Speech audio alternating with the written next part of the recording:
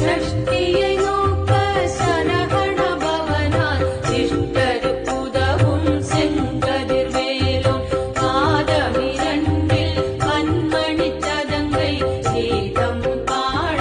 கிண்கிணியாட षष्टिயை நோக்க சரவண பவனார் சிஷ்டருக்குதவும் செங்கதிர்வேலோன் பாதமிரண்டில் பன்மணிச் சதங்கை கீதம்